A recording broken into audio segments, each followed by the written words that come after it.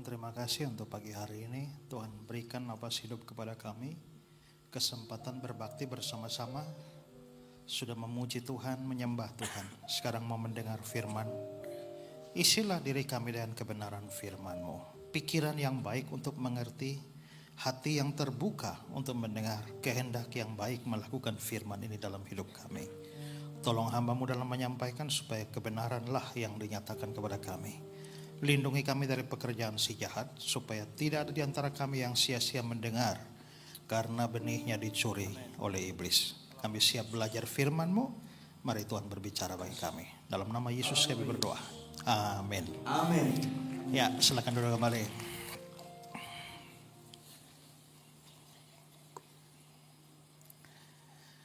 Baik, shalom. Hari ini saya akan menyampaikan firman Tuhan. Dan temanya adalah Bapa kami yang di sorga, dikuduskanlah nama-Mu. Dan ini diambil dari kalimat pertama dalam doa Bapa kami, Matius 6 ayat 9. Karena itu berdoalah demikian, Bapa kami yang di sorga, dikuduskanlah nama-Mu. Hari ini saya 5 kali khotbah di sini. Jadi khotbah pertama nih sekarang saya hanya mau bahas satu kata, yaitu Bapa. Ibadah kedua saya bahas kami. Yang ketiga saya bahas yang di sorga. Yang keempat saya bahas dikuduskan nama-Mu. Lalu bagian yang kelima terakhir agak lain. Saya akan bahas kenapa sih orang Kristen harus punya 4 Injil. Matius, Markus, Lukas, Yohanes, kok enggak satu saja? Ya, sebenarnya ada apa sampai kita harus punya 4 Injil? Kenapa ada beda-beda antara Injil Matius dengan Lukas dengan Yohanes? Dan itu akan saya bahas pada kebaktian terakhir. Sedikit saja, lanjut tanya jawab seperti biasa. Jadi kalau yang mau ikut silakan siap 5 kali. Nah, hari ini saya akan bahas tentang Bapa kami yang di sorga. Dan hari ini kebaktian pertama saya hanya bahas soal kata Bapa saja.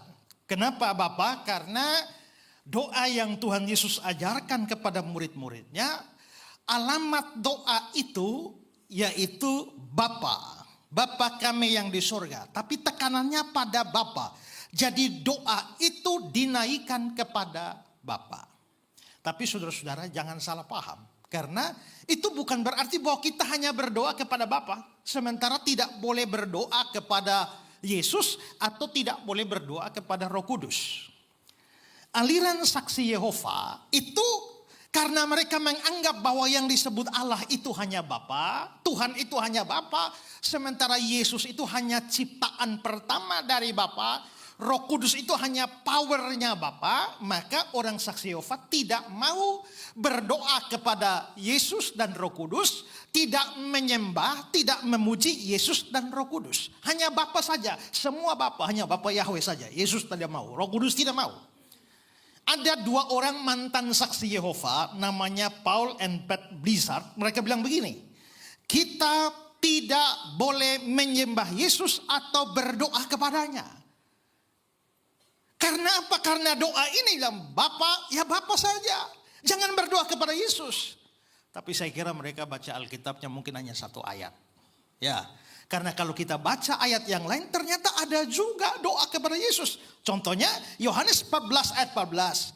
Jika kamu meminta sesuatu kepadaku, ini kan yang ngomong Yesus. Jika kamu meminta sesuatu kepadaku, artinya adalah bahwa memang doa kepada Yesus itu memang benar secara Alkitabiah. Dan kalau kita percaya Roh Kudus juga bagian dari Trinitas atau doktrin Tritunggal kita, maka Roh Kudus juga pribadi dari Allah Tritunggal, berdoa kepada Roh Kudus juga tidak apa-apa. Maka memang orang Kristen berdoa kepada Bapa, berdoa kepada Anak, berdoa kepada Roh Kudus. Hanya saja pada bagian ini memang Tuhan Yesus mengajar berdoanya itu kepada Bapa, Bapa dan seterusnya. Nah, sekarang saya mau bahas soal Bapa ini saja. Saya bahas pertama, mari kita lihat konsep kebapaan Allah, fatherhood of God. Saudara-saudara, Allah itu Bapa, tapi dia Bapa bagi siapa? Nah, ini perlu dipahami dalam konsep kebapaan Allah ini. Dalam banyak konteks itu harus dilihat. Konteks pertama adalah konteks penciptaan. Maksudnya konteks penciptaan itu adalah Allah disebut Bapa karena dialah yang menciptakan segala sesuatu. Dialah sumber kehidupan, dialah yang memberikan eksistensi kepada semua yang ada, semua ciptaan. Maka dia disebut Bapa bagi semua ciptaan. Lihat Maleakhi 2 ayat 10. Bukankah kita sekalian mempunyai satu Bapa? Bukankah satu Allah yang menciptakan kita? Nah, karena satu Allah yang menciptakan kita, saya sebagai ciptaan, saya anaknya, dia Bapa yang mencipta kita. Maka dalam hal ini, orang Kristen diciptakan oleh Allah, bukan? Kalau begitu orang Kristen anak Allah, Allah adalah Bapa kita. Pertanyaannya, orang Islam diciptakan oleh siapa? Orang Hindu Buddha diciptakan oleh siapa? Allah juga kan? Kalau memang diciptakan oleh Allah, maka semua yang diciptakan oleh Allah adalah anak Allah dan Allah menjadi Bapa. Dalam konteks penciptaan ini sebenarnya semua manusia itu adalah anak Allah. Ya. Tapi saudara, kedua, ada konteks providensi atau pemeliharaan. Providensi itu apa? Allah habis cipta dunia ini kan tidak membiarkannya nganggur. Allah menjaga, memelihara, kasih hujan, kasih udara, kasih makan kepada semua ciptaan. Nah, coba lihat Matius 5:45. Karena dengan demikian kamu menjadi anak-anak Bapamu yang di sorga, yang menerbitkan matahari bagi orang jahat, menurunkan hujan bagi orang benar dan orang tidak benar. Maka hujan itu tidak hanya untuk orang benar, bukan hanya untuk orang Kristen. Waktu kasih matahari juga bukan hanya orang Kristen yang dapat matahari. Semua manusia, makhluk hidup yang dipelihara oleh Tuhan, maka Tuhan menjadi Bapa karena dia bukan hanya memberikan eksistensi, tapi kelanjutan dari eksistensinya. Saudara lihat seorang pembuat jam tangan. Dia rancang jam tangan ini tiap kali jarum detik 60, jarum menit geser 1 terus. Habis pembuat jam ini bikin jam. Apakah pembuat jamnya masih intervensi jam ini? Tidak. Dia hanya menciptakan sistemnya dan semua hukum atau sistem berlaku. Tapi pemilik atau pembuat jam tidak punya intervensi langsung pada jam. Itu namanya deisme. Ada yang menganggap bahwa kalau Tuhan menciptakan alam, setelah itu alam berjalan berdasarkan hukum-hukumnya, Allah tidak ikut campur. Karena itu kalau ada tsunami, itu hukum alam. Jangan salahkan Tuhan. Kalau ada banjir, itu hukum alam. Jangan salahkan Tuhan. Nah, itu namanya deisme. Tapi kita tidak percaya demikian. Allah yang menciptakan alam terus memelihara. Dia menerbitkan matahari, turunkan hujan, atur musim-musim, makan bagi semua ciptaan. Maka dalam hal ini, semua ciptaan yang menikmati pemeliharaan Allah, itu disebut anak Allah. Maka saudara, mau burung, mau pohon, mau apa saja, semua dalam pengertian anak Allah karena sementara menikmati pemeliharaan Allah. Ini konteks kedua. Konteks ketiga adalah konteks Israel. Karena Israel adalah bangsa yang dipilih Allah. Lihat Keluaran 4:22. Maka engkau harus berkata kepada Firaun, beginilah firman Tuhan, Israel ialah anakku. Berarti yang anak Allah adalah Israel. Kalau kita Indonesia, bukan. Karena bangsa Indonesia tidak dipilih sebagai bangsa pilihan. Kita anak dalam konteks penciptaan. Kita anak dalam konteks providensi. Tapi kita bukan anak dalam konteks bangsa pilihan. Maka orang Afrika, orang Australia, orang mana-mana dari ini, kita semua bukan anak Allah. Hanya Israel, karena Allah hanya punya satu bangsa pilihan. Ketiga, keempat, konteks kristologis. Dalam konteks ini, Allah adalah Bapa bagi Kristus atau Yesus. Makanya Yesus itu anak Allah. Allah adalah Bapaknya. Dan Yesus itu Allah Bapa dalam konteks ini hanya punya satu anak. Karena itu dibilang Allah memberikan anaknya yang tunggal. Kalau tunggal artinya hanya satu-satunya. Jadi Allah tidak punya banyak anak, satu-satunya. Karena itu maka Yesus itu adalah anak Allah. Tapi sebenarnya Yesus itu anak Allah, Bapaknya adalah Allah, dia Allah atau bukan? Nah itu yang sering jadi soal kan. Makanya saya pernah debat sama orang Islam. Lalu mereka bilang, saudara-saudara, Yesus itu anak Allah. Anak gubernur atau bukan? Bukan. Anak bupati atau bukan? Bukan. Anak presiden atau bukan? Bukan. Jadi anak Allah atau bukan? Bukan. Allahu Akbar, Allahu Akbar. Habis itu giliran saya tanya, anak macan atau bukan? Anak ular atau bukan? Kamu ini manusia atau anak manusia? Kalau kamu bisa anak manusia sekaligus manusia, mengapa dia tidak bisa anak Allah sekaligus adalah Allah? Maka waktu Yesus disebut anak Allah itu bukan berarti dia bukan Allah. Tapi relasi dia dengan Bapa, sang Bapa disebut Bapa, dia disebut sebagai sang anak. Dalam konteks kristologis, Allah hanya punya satu anak yang tunggal. Yang lain dari Yesus bukan anak Allah. Tapi yang kelima, ada konteks penebusan. Dalam konteks penebusan begini.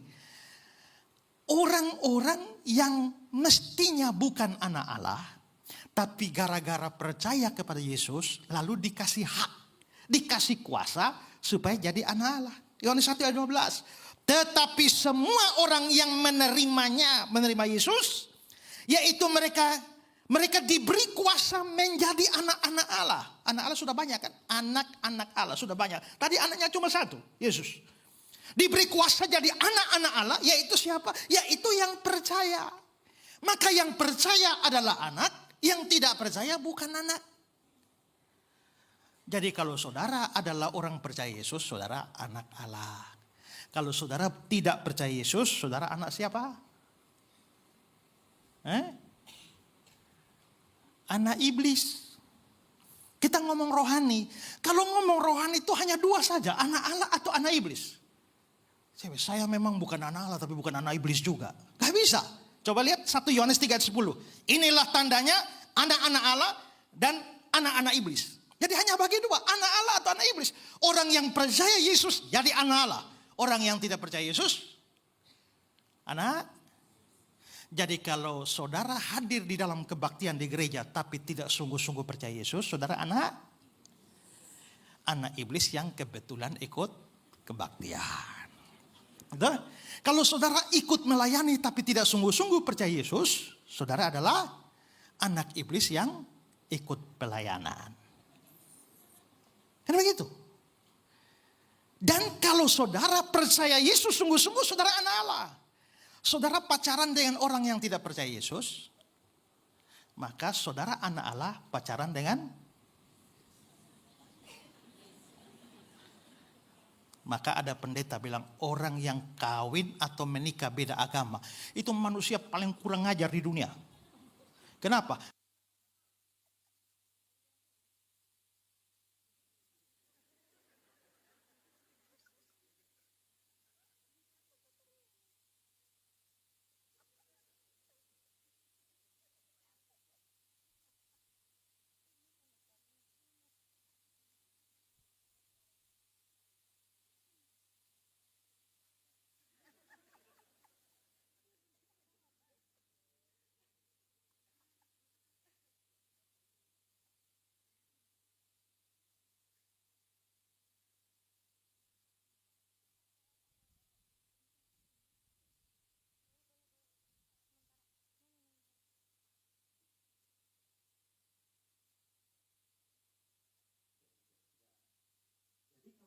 Anak percaya Yesus, saudara menikah dengan orang yang tidak percaya Yesus, ini anak Allah kawin sama anak iblis. Kalau anak Allah kawin sama iblis, apa hubungan antara Allah dan iblis?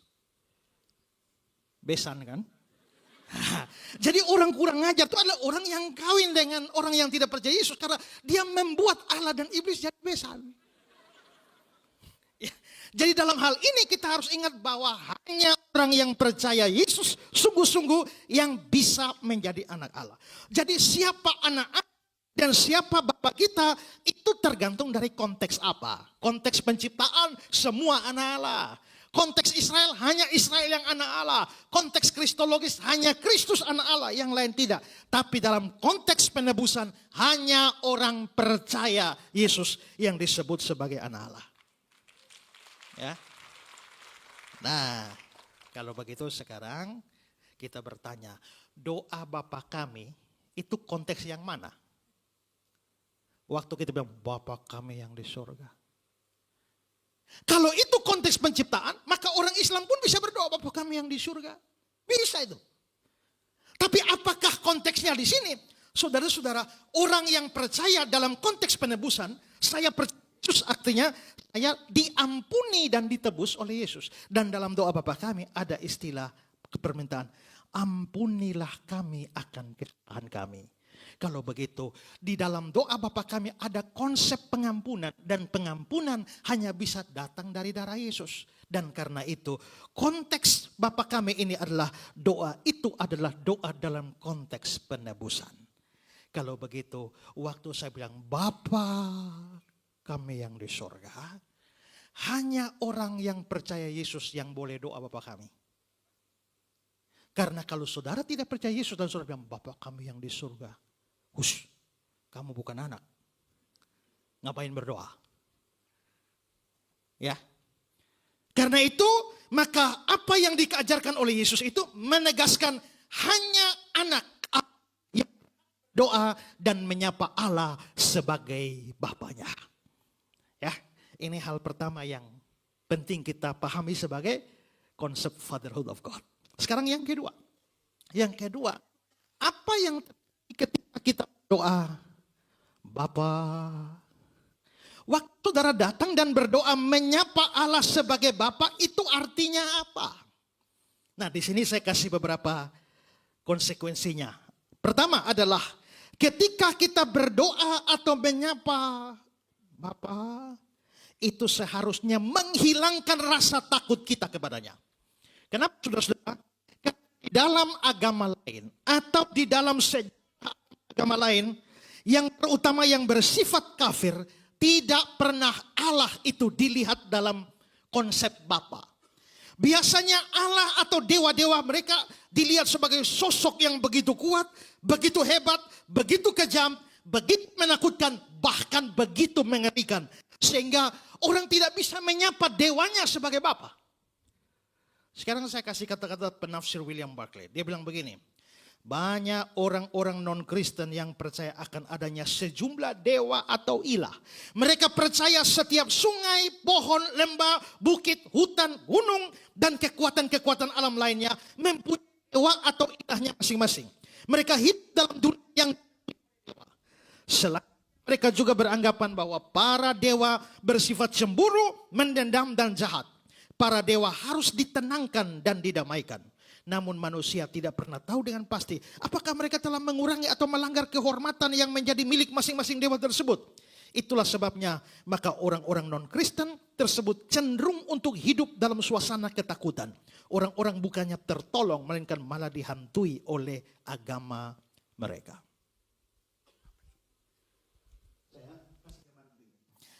Saya pernah tinggal di Bali, rumah kontrakan. Di rumah itu ada altar untuk pasang sesajen. Setiap waktu tertentu maka pemilik rumah datang dan kasih sesajen di sana. Lalu satu hari saya ngajak ngobrol, Bu, setahu saya di dalam agama Ibu ada banyak dewa, tapi ada dewa yang terkenal tertinggi itu ada dewa Brahma, lalu ada dewa Wisnu, ada dewa Siwa. Brahma pencipta, Wisnu pemelihara, Siwa perusak. Jadi waktu ibu kasih sesajen di sana, ibu kasih dewa yang mana? Kasih ketiga-tiganya? Dia bilang, enggak Mas, saya kasih yang Siwa, yang perusak. Saya bilang, kenapa ibu kasih yang perusak? Kenapa ibu tidak kasih kepada Brahma pencipta atau Wisnu pemelihara, dewa baik ini? Kenapa kasih perusak? Lalu dia bilang, Mas, Brahma dan Wisnu nggak usah dikasih, mereka memang sudah baik. Maka mereka nggak apa-apain kita. Tapi yang satu ini, kalau nggak dikasih terus dia ngamuk, yang dua yang lain pun tidak bisa tolong kita. Jadi mending kasih yang jahat ini, yang merusak ini, supaya apabila terjadi sesuatu, yang dua ini tidak bisa tolong. Maka mereka kasih. Kalau begitu dasarnya sebenarnya apa yang menyebabkan dia mau memberikan kepada dewa ini, dewa ini, dewa ini? Ketakutan. Maka di dalam banyak konsep agama lain kita bisa melihat orang mendekati Tuhannya atau dewanya dengan ketakutan. Tidak ada yang menyapa dewanya itu sebagai Bapa, itu tidak ada. Hanya di dalam Yahudi dan lanjut di dalam kekristenan kita bisa melihat bahwa Allah itu dimengerti sebagai seorang Bapa. Seorang teolog perjanjian baru namanya Donald Guthrie, dia bilang pada masa itu orang-orang penyembah berhala beribadah kepada dewa-dewanya dalam suasana ketakutan. Tapi pandangan Kristen tentang kebapaan Allah memberikan unsur kemesraan ke dalam hubungan manusia dengan Allah yang tidak ada bandingnya di dalam dunia kafir.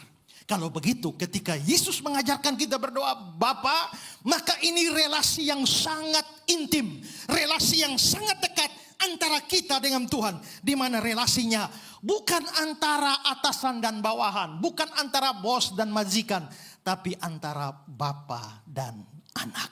Karena ini relasi bapa dan anak, kita datang tanpa ketakutan kepadanya. Ketika seorang jenderal besar sementara memimpin upacara dalam sidang yang sangat penting, sementara itu tiba-tiba seorang anak kecil lari masuk. Lalu anak itu mau bertemu dengan jenderal itu. Semua petinggi militer yang lain cegah anak itu. Dan dia bilang, jangan kalian mengganggu, jangan kamu ganggu jenderal. Si anak itu bilang apa? Bagi kalian dia jenderal, bagi saya dia papa. Artinya apa? Anak itu tidak mempunyai ketakutan. Kenapa? Karena sang jenderal itu adalah papanya. Tapi kalau bukan papanya, apakah saudara berani lari ke sana? Itu namanya bunuh diri. Karena itu saudara, menyebut Allah sebagai Bapa dalam doa, itu harusnya menghilangkan semua ketakutan kita. Relasi kita dengan dia, itu begitu intim dan dekat. Ya. Sekarang yang kedua. Ketika kita berdoa atau menyapanya Bapa, kita harus yakin dia mendengar doa kita. Ya, saudara-saudara ingat, hanya anak Allah yang doanya didengar oleh Bapa. Waktu kita menyapa sebagai Bapa dalam doa, berarti ini anak datang kepada Bapa.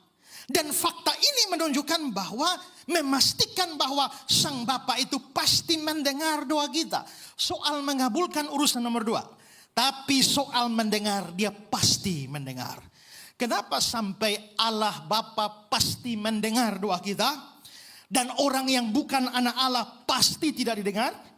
Ayat terkenal Yohanes 14 ayat 6. Tidak ada seorang pun yang datang kepada Bapa kalau tidak melalui aku. Ini bukan hanya soal keselamatan, tapi doa. Artinya, waktu kamu berdoa, Bapa, doamu tidak akan sampai kepada Bapa kalau tidak melalui Yesus. Kenapa kita selalu berdoa dalam nama Yesus? Amin. Artinya adalah karena jasa Yesus, doa saya bisa sampai kepada Bapa di surga. Nah sekarang bagaimana dengan orang yang tidak percaya Yesus? Apakah Yesus menjadi perantara mereka? Tidak. Kalau begitu orang yang tidak percaya kepada Yesus, doanya tidak mungkin sampai kepada Bapa di surga. Tidak mungkin didengar. Kecuali Tuhan mempunyai tujuan khusus mempertobatkan orang itu. Tapi kalau kita sebagai anak, maka itu jaminan bahwa waktu saya sebagai anak, begitu saya sapa Allah sebagai Bapa, dia pasti mendengar saya. Karena itu saudara, kalau saudara sungguh-sungguh orang percaya, saudara harus yakin.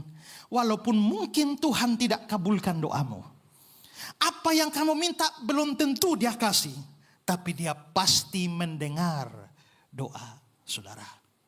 Ya, 2 anak sementara main di dermaga. Tiba-tiba ada satu kapal mewah lewat. Lalu si anak yang satu bilang, lu percaya gak gua panggil kapal itu datang? Dia bilang, memangnya nenek moyang punya kapal kah? Lalu dia buka baju, dia panggil kapal itu. Ternyata kapal itu memang benar-benar datang.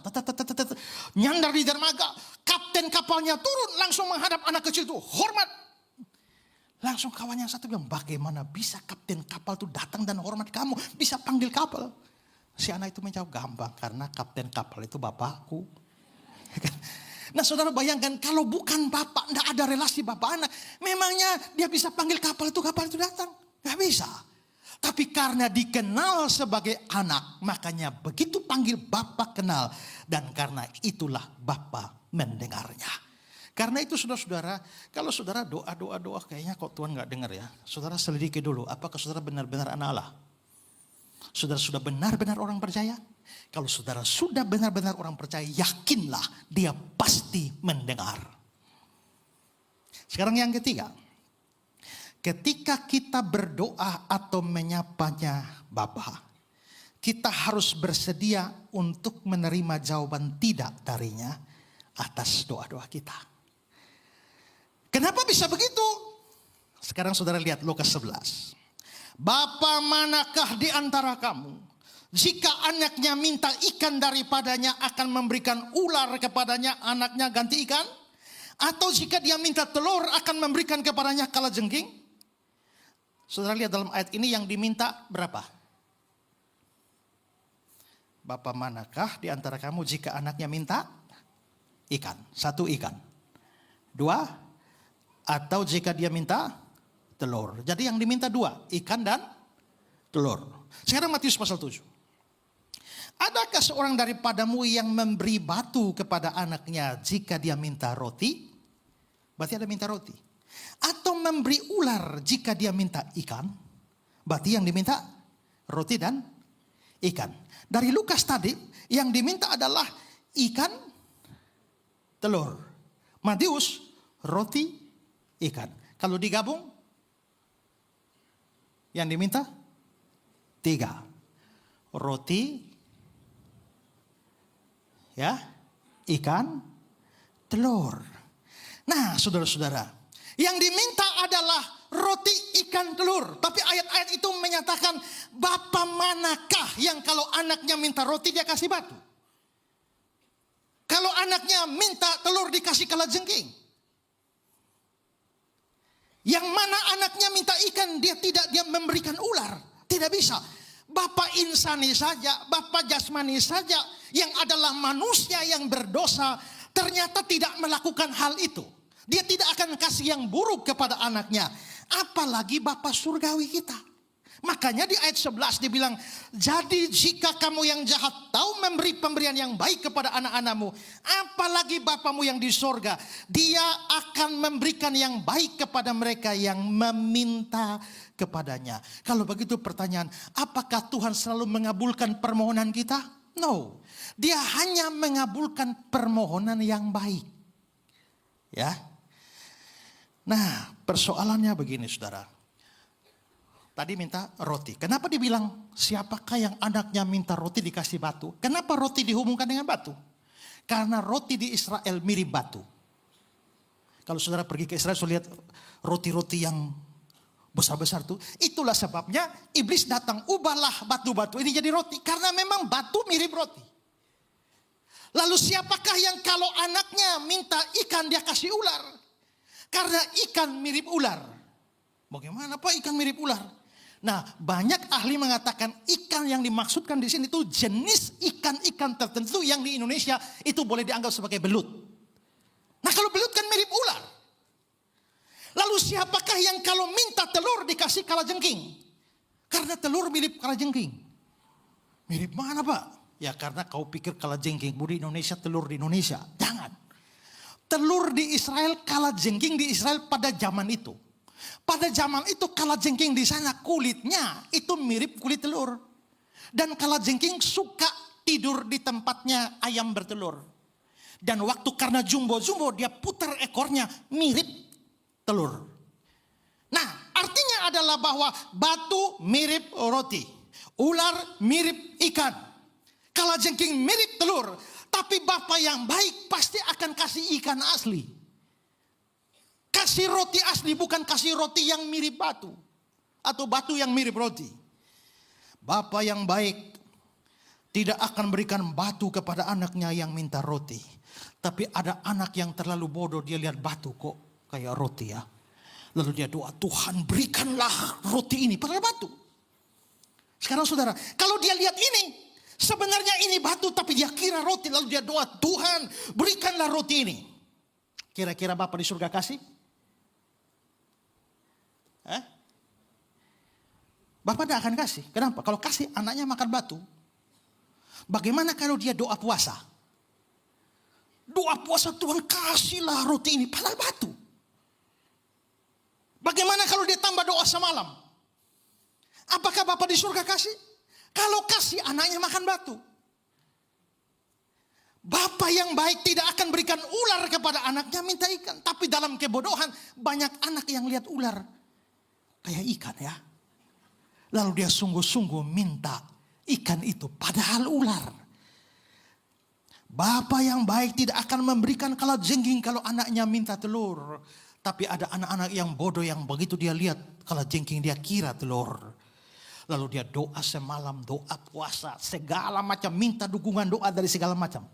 Pertanyaannya, Bapak di surga kasih? Kalau Bapak di surga kasih, justru akan menghancurkan saudara.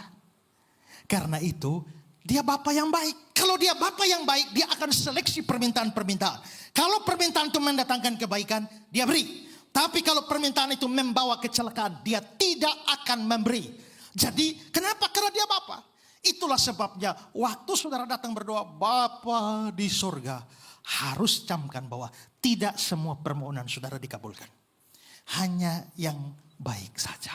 Dan ingatlah bahwa ada banyak kebaikan datang kepada kita lewat doa yang tidak dikabulkan.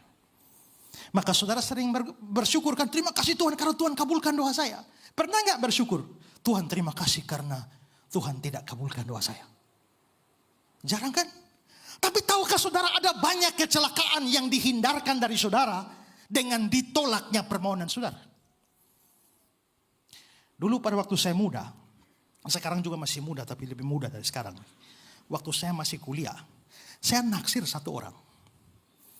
Tapi karena saya calon hamba Tuhan, jadi sebelum nembak itu harus doa. Doa banyak, doa malam, doa puasa. Dalam nama Yesus sampai hari H, waktu saya nembak dia, saya maju dengan penuh keyakinan. Dia pasti terima. Dalam nama Yesus. Ternyata dia nolak. Lalu saya, Tuhan gimana nih? Saya ini hamba Tuhan, saya anak Tuhan, saya sudah berdoa semua. Bahkan saya sudah berdoa kunci semua saingan-saingan. Tapi kenapa juga tidak dikabulkan? Saya kecewa. Tapi saudara, beberapa saat kemudian ketahuanlah. Cewek itu sudah hamil 3 bulan. Waktu itu saya pikir, waduh. Seandainya Tuhan kabulkan doa saya jadian dengan dia. Terus dia hamil di tangan saya. Apa kata dunia? Jadi saya berpikir, aduh untung sekali ya dia nolak. Hari itu saya bilang, Tuhan terima kasih. Karena dia menolak cinta saya. Artinya ada kebaikan yang datang di balik doa yang tidak dikabulkan. Kalau Tuhan tuh ngasih saja, percayalah bencana bagi kita. Tuhan bekerja demi kebaikan kita sebagai Bapa yang baik. Karena itu diatur. Kalau permohonan itu membawa kebaikan dia kasih. Tapi kalau permohonan itu membawa kejelekan dia tahan. Tidak beri. Di dalam mitologi Yunani, saudara lihat gambar ini. Ini adalah gambar tentang dari mitologi Yunani tentang Aurora dan Titonus. Aurora ini diceritakan sebagai seorang dewi. Dan satu kali dewi ini datang dari kayangan sana mandi di bumi. Ketemu dengan seorang laki-laki namanya Titonus. Maka jatuh cintalah Aurora sama Titonus. Dan dia kepengen menikah dengan Titonus. Lalu dia pergi ke atas kepada dewa kepala. Minta supaya dia diizinkan menikah sama Titonus. Tapi dewa kepala bilang tidak bisa. Kita ini dari kalangan dewa. Titonus hanya manusia biasa. Kita kekal tidak mati. Tapi Titonus itu manusia yang fana bisa mati. Bagaimana mungkin kamu masih kawin dengan dia? Tapi Aurora terus meminta.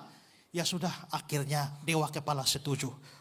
Ya, masalahnya dia bilang, tapi dia itu bisa mati. Tapi Aurora bilang, tapi bukankah engkau bisa buat dia tidak mati? Engkau kan maha kuasa. Akhirnya dewa kepala, berikan hidup kekal kepada Tithonus. Lalu turunlah Aurora dan kawin dengan Tithonus. Setelah kawin, sekarang Aurora tidak bisa mati. Tithonus juga sudah dapat karunia kekal, tidak bisa mati. Lalu 1 tahun menikah, 5 tahun, 10 tahun, 20 tahun. Dan Tithonus mulai sakit-sakitan dan tidak bisa bangun dari tidur. Ya, tempat tidur, buang air, makan, minum di atas tempat tidur. Saat itu Aurora sadar, ini bencana. Kenapa? Karena dia minta hidup kekal kepada Tithonus, tapi lupa minta awet muda. Maka sekarang suaminya ini sudah sakit-sakitan, makan di tempat tidur, buang air di tempat tidur, tunggu mati gak bisa mati-mati. Hari itu dia sadar. Doanya dikabulkan, itu bukan kebaikan, tapi itu bencana. Nah saudara sadarlah, ada berapa banyak bencana yang Tuhan hindarkan dari saudara dengan tidak mengabulkan permohonanmu. Kalau begitu setiap kali permohonan saudara ditolak oleh Tuhan, jangan marah sama Tuhan, jangan kecewa, jangan putus asa, jangan tinggalkan Tuhan, jangan tinggalkan pelayanan. Mestinya bersyukur. Karena itu hari ini saudara boleh berkata, Tuhan terima kasih untuk semua permohonan saya yang sudah Tuhan kabulkan, yang sudah Bapak kabulkan. Tapi terima kasih juga untuk begitu banyak permohonan yang Tuhan tidak kabulkan. Kenapa dia tidak kabulkan? Karena dia Bapa yang baik. Mari kita bangkit berdiri.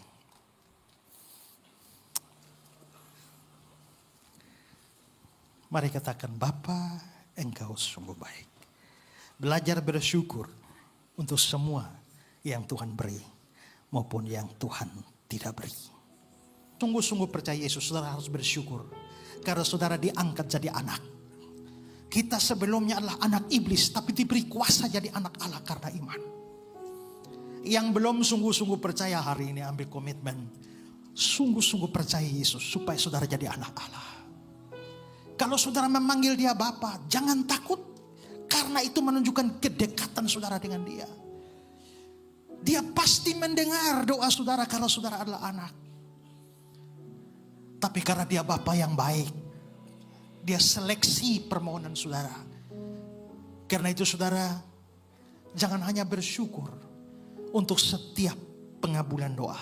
Bahkan doa-doa yang tidak dikabulkan hari ini, syukuri. Kenapa? Karena dia Bapa yang baik.